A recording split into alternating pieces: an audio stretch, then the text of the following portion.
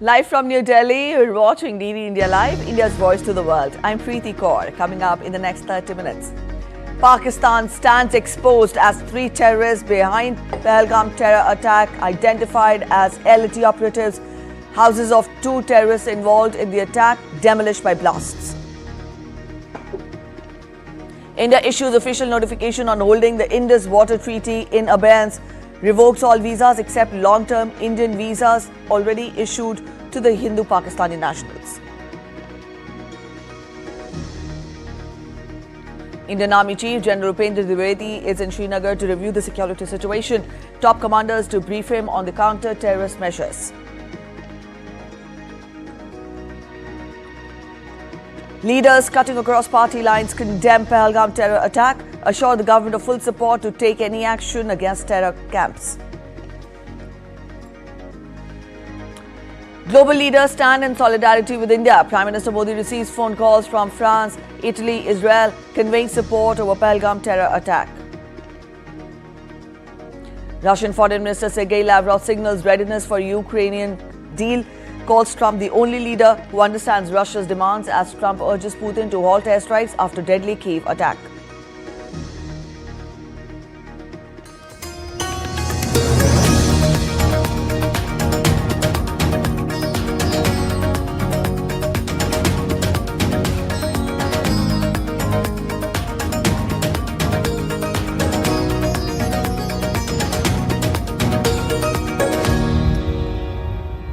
Pakistan stands exposed once again as the 3 terrorists behind the dastardly Pahalgam terror attack have been identified as LAT terrorists. Jammu and Kashmir police confirmed that one of the terrorists involved in the Pahalgam massacre is Adil Hussain Tokar. Tokar is a resident of Anantnag, while the other 2 terrorists identified by police are Ali Bhai alias Tala Bhai and Hashim Musa alias Suleiman, both referred to as Pak Nationals LAT terrorists. In a significant development following the recent terrorist attack in Pahalgam, authorities on Friday demolished the residential houses of 2 Lashkar-e-Taiba terrorists in South Kashmir's Pulwama and Anantnag districts. According to official sources, the house of Asif Sheikh in Tral area of Pulwama and that of Adil Tokar in Bijbehara area of Anantnag were brought down through controlled blasts. Both individuals are alleged to have played a role in the Baisaran Pahalgam terror attack. Now, the attack, which took place on Tuesday, claimed the lives of at least 26 people, including a local resident of Pahalgam and 25 tourists. Among the deceased tourists, 1 hailed from Nepal, while the others were from different states across India. The demolition action comes as part of the intensified efforts by security agencies to crack down on those aiding and abetting terrorism in the region.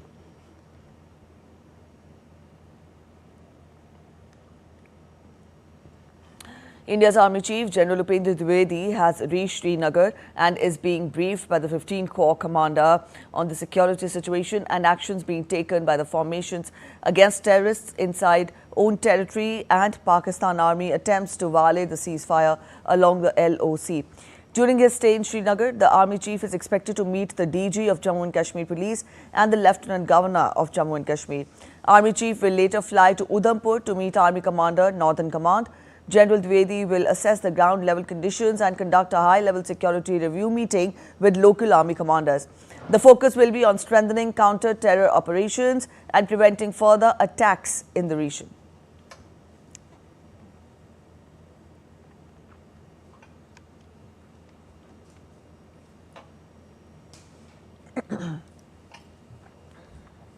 The Indian Air Force is conducting exercise Araban across the central sector involving frontline fighters, notably the Rafale jets from Ambala and Hashimara bases.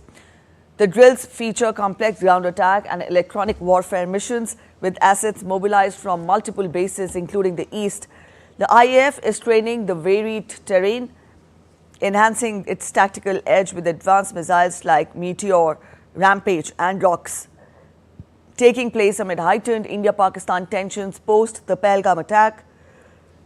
The exercise is under Air Headquarters close watch. Top pilots are participating, and with additions like Rafale and the S-400 system, India's air dominance in the region is reinforced.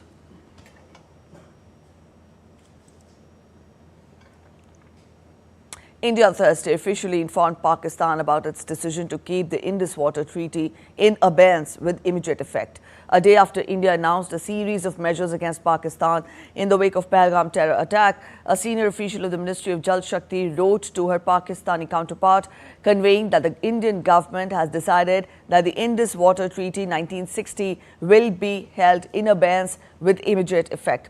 Jal Shakti Ministry Secretary Debashri Mukherjee wrote to her Pakistani counterpart Saeed Ali Murtaza on Thursday, conveying that Islamabad had also breached the treaty. The letter said that India has sent notices to Pakistan government seeking modification of the Indus Water Treaty 1960 under Article 12(3) of the treaty. Now, the letter said that obligation to honour a treaty in good faith is fundamental to a treaty. Signed in 1960, the Indus Water Treaty allocates the eastern rivers Satluj, Beas and Ravi to India and the western rivers Indus, Jhelum and Chenab to Pakistan.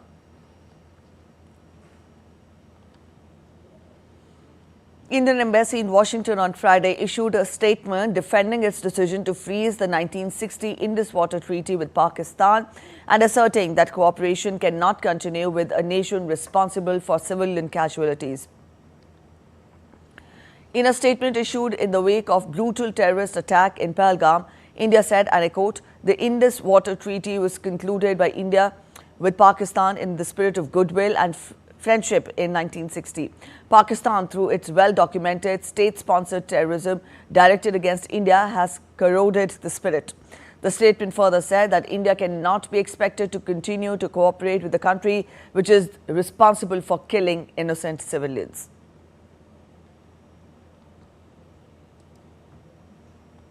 The Ministry of External Affairs on Thursday clarified that long-term visas already issued to Hindu Pakistani nationals will remain valid. Earlier on Wednesday, the MEA had announced that all existing valid visas issued by India to Pakistani nationals stand revoked with effect from 27th of April this year, adding that medical visas issued to Pakistani nationals will be valid only till 29th of April. Leaders cutting across party lines conveyed their unanimous support to the government at an all-party meeting on Thursday over any action it takes in the wake of terror attack in Pahalgam. Held at the Parliament House complex, the meeting was chaired by Defence Minister Rajnath Singh, while Union Home Minister Amit Shah briefed opposition leaders on the prevailing security situation. A 2-minute silence was observed to honour the innocent lives lost in the attack. The opposition parties and the government in one voice condemned the terror attack in Pahalgam.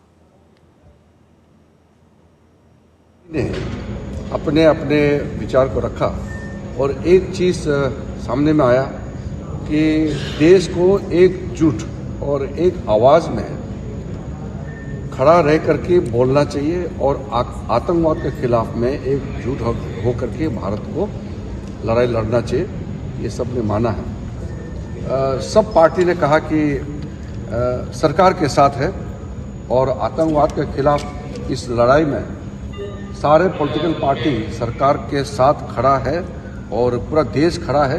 ये संदेश भी सब political party ने दिया है और सब party के नेताओं ने एक ही आवाज़ में कहा है कि सरकार जो भी कदम उठाएगा साथ देंगे, ये भी सब पार्टी के नेताओं ने कहा है।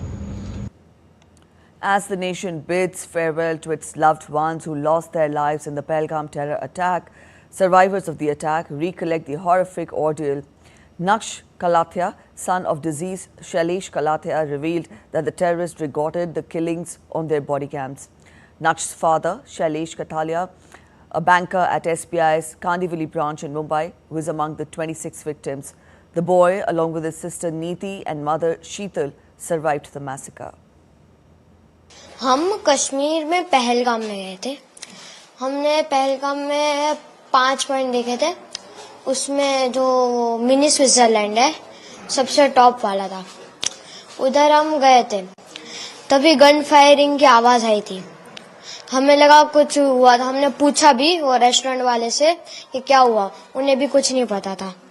तो जब वो आतंकवादी ज्यादा गोली मारे हैं तब सबको पता चला कि टेररिस्ट घुसा है, तो हम छुप गए। उन लोगों ने ढूंढ लिया, हमको तो वो दो दिखे थे और एक ने आके बोला मुसलमान अलग हो जाओ और हिंदू अलग हो जाओ, जेंट्स खाली। और बाद में हिंदू के सारे जेंट्स को गोली से मार दिया। State police of northeastern Indian state of Assam arrested AIUDF MLA Aminul Islam on Thursday over a controversial video where he allegedly defended the Pahalgam terror attackers. His remarks, deemed inflammatory and supportive of terrorists, surfaced on social media, sparking outrage. Nagaon SP Swapnanil Dekha confirmed that police acted swiftly, registering a case under multiple sections of the Bharatiya Nyaya Samhita. MLA Aminul Islam has been arrested on charges of sedition. He will be produced in court on Friday. We have noticed a video circulating in social media where MLA Aminul Islam, he has given a very wrong statement on the recent incident of Pahalgam in Jammu and Kashmir. He was defending the terrorists. We have taken cognizance of this video and we have registered a case. Case number is 347/2025, and we have arrested MLA Aminul Islam, and he will be produced tomorrow in the court. Assam DGP Harmeet Singh confirmed his detention, while Chief Minister Himanta Biswa Sarma issued a stern warning. Defending Pakistan-sponsored terror will face the strongest possible action. One of our MLA from United Democratic Front, Sri Aminul Islam, has said certain things which has angered people of Assam. That video has been posted in a manner to defend Pakistan in the terror in Pakistan and in its complicity in the terrorist attack. I'd like to warn everybody who is in Assam that any attempt to defend Pakistan directly or indirectly will be taken head on. Several markets in the national capital, Delhi, are closed today as traders have called for a bandh to protest the terror attack in Pahalgam. The Confederation of All India Traders, CAIT, said that Delhi trade associations have asked for a complete market shutdown in response to the terror attack and as a mark of tribute to those who lost their lives. The Delhi bandh comes after trader associations in Jammu and Kashmir observed a similar bandh and took out protest marches on April 23rd to condemn the Pahalgam terror attack. The barbaric incident has notably sent shock waves across India and around the world. Our correspondent Akshay Dongri joins us to get us more. Akshay, good morning. We tell our viewers that several markets in the national capital, Delhi, are closed and they will be observing a bandh today. What more can you add? Well, Preeti, right now I am at the heart of the national capital, Delhi, and this is the Connaught Place market, which is usually bustling with people, tourists from across the country and even from across the world. But as you can see behind me, the site, this market of Connaught Place remains deserted. This is in response to a closure of all the markets in Delhi and elsewhere as well, in support of the attack that has taken place in Jammu and Kashmir. And as you can see, there are very few people here. Hardly any shops are open. It's not just the Connaught Place market, but several other prominent markets of Delhi and other areas are in a complete shutdown today. While some few shops have opened up, but most of the people have in fact voluntarily observed a closure of the market, a bandh, to ensure that they remain in solidarity with the people who have lost their loved ones, in solidarity with the government that is taking actions against the terror attack that took place in Jammu and Kashmir. So the situation as far as Delhi is concerned is expressing complete solidarity with not just the people of the country, but also the government in tandem with the actions that the government is taking. It's not just the Connaught Place market; several other markets such as the Chandni Chowk market, which is one of the largest markets of India. The Sadar Bazaar market, which is one of the largest wholesale markets of the country, are all in complete shutdown. The call was given by the Traders Association, Right.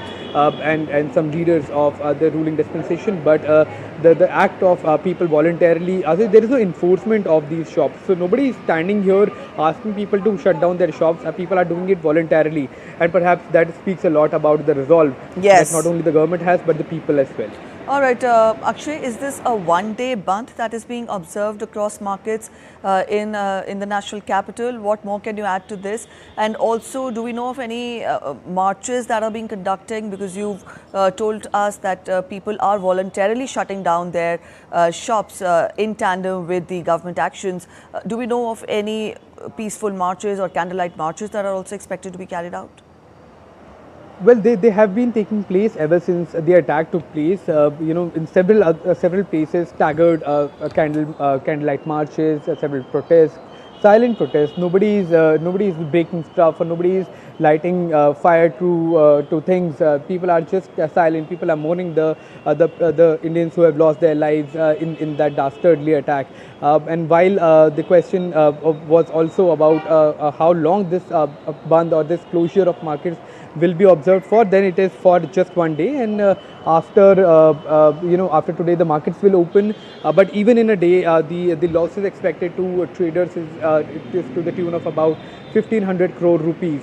That's a huge amount. That's millions of dollars that will be spent by people in solidarity by closing their market. It's an act of defiance against terrorism. It's an act of solidarity, act of courage that even the traders are showing. So it's a message to all the soldiers who are fighting, who are right now, even as we speak, are involved in encounter with terrorists, soldiers who are defending the borders of the country, who are in fact retaliating to cowardly attacks by even the Pakistani army. So everything is happening to show solidarity, not just by the soldiers or the government or any specific group, by even the traders that impact people in everyday life, to show the country standing as one in this hour of grief.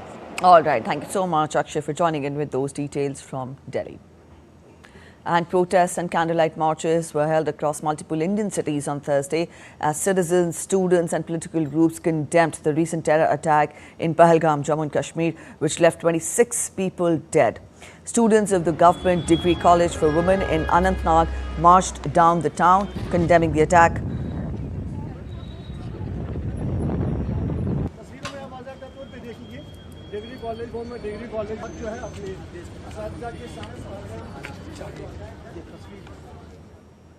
In Chandigarh, people gathered to protest against the incident, holding placards and calling for justice.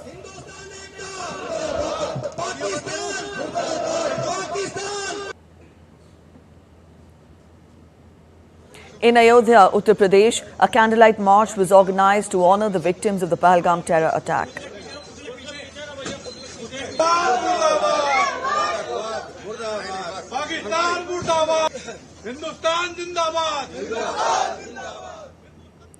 In Delhi, members of the Khan Market Trade Association held a similar march with candles lit in memory of the deceased.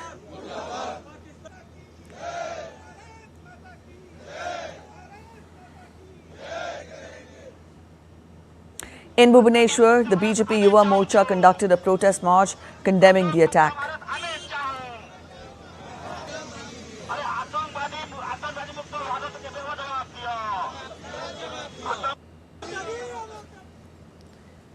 In Bhopal, Madhya Pradesh, BJP leaders and workers held a candle march. BJP MP and State Party President V.D. Sharma also participated.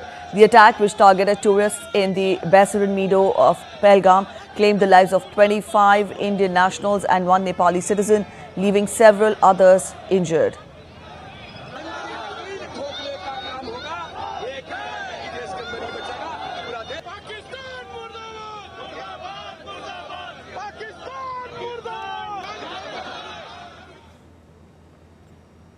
India has also launched a wide-reaching diplomatic campaign to inform other countries about the terror attack. The External Affairs Ministry on Thursday briefed ambassadors of select countries over the issue in New Delhi.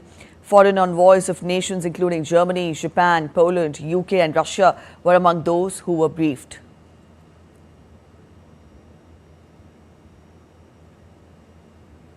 In the wake of the horrific Pahalgam terror attack, global leaders have rallied behind India, condemning the act and expressing unwavering support for its fight against terrorism. From the US to Europe, Asia and the Middle East, messages of solidarity poured in. We get you more in this report by DD India's Antara Sinha.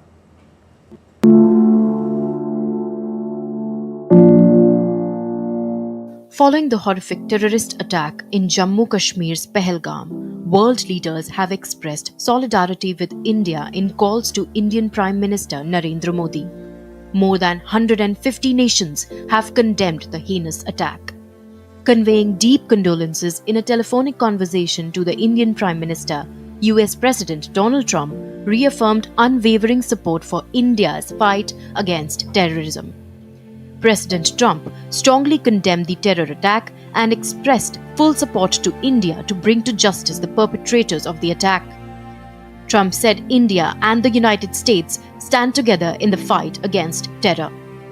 Australian PM Anthony Albanese also condemned the attack and shared heartfelt sympathies over the attack. He also extended all the support from Australia in the fight against terrorism. Nepal's KP Sharma Oli, Mauritius PM Dr. Naveen Ramgoolam and Egypt's President Abdel Fattah el-Sisi also offered condolences condemning terrorism in all forms. While Israeli PM Benjamin Netanyahu expressed outrage at the dastardly attacks over a telephone call with PM Modi, stating that Israel stands firmly with India, he expressed solidarity with the people of India and the families of the victims. PM Modi shared the barbaric nature of the cross-border terrorist attack and reiterated India's firm resolve to bring the perpetrators and their supporters to justice. French President Emmanuel Macron condemned the attack, emphasizing France's partnership in combating terror. Japan's PM Shigeru Ishiba and Jordan's King Abdullah II also denounced the violence and supported global cooperation against such threats. Ishiba said that terrorism cannot be justified. Both leaders emphasized that terrorism is a grave threat to humanity. Italian Prime Minister Giorgia Meloni and US Vice President J.D. Vance also echoed similar sentiments. Italy's Meloni called Prime Minister Narendra Modi reiterating full support for India in the fight against terrorism. PM Modi thanked her for the solidarity and affirmed that India and Italy would continue strengthening counter-terrorism cooperation at bilateral and international levels, while J.D. Vance expressed that the United States is ready to provide all assistance in the joint fight against terrorism. Leaders and diplomats from many other nations have condemned the Pahalgam terror attack. Iran's Deputy Foreign Minister Abbas Araghchi also strongly denounced the attack and expressed solidarity with India, calling for collective global efforts to eradicate terrorism. UK Shadow Foreign Secretary David Lammy also condemned the attack, offering condolences and support for the victims and affirming solidarity with India. While Germany's Foreign Office extended heartfelt sympathies and reaffirmed its commitment to fighting terrorism alongside India. The UAE's Ministry of Foreign Affairs, in an official statement, condemned the attack in Jammu and Kashmir, emphasizing its firm stance against violence and calling for international cooperation to address extremism. These conversations between world leaders and the Indian Prime Minister, along with global condemnation on official social media handles of leaders and more than 150 nations, underscore strong international backing for India and a shared commitment to counter terrorism. Antara Sinha for DD India. Several members of parliament in the United Kingdom have strongly condemned the recent terrorist attack in Pahalgam, Jammu and Kashmir. The MPs expressed their grief and solidarity with the victims and their families. In statements released across social media and in the House of Commons, UK lawmakers described the attack as a brutal act of terror and called for those responsible to be swiftly brought to justice. They reaffirmed the UK's firm stance against terrorism in all its forms and also emphasized the need for global cooperation in combating such acts of violence. Many MPs also voiced support for India's right to defend its citizens and take all necessary measures to ensure national security. In other news, North Sikkim administration has informed that huge landslides have occurred at Munchitang on Lachen Chongthang Road and Lema Bob on Lachung Chongthang Road. Over 1,000 tourists have been stranded after the landslide due to heavy rain in the region, causing ski stretches to close as vehicular movement is severely affected. Road till Chongthang is open, but due to heavy rain, it cannot be accessed at night time. Hence, permits for North Sikkim will not be issued today, and all the advanced permits issued are deemed cancelled. All the tour operators are directed to not send their tourists to North Sikkim today.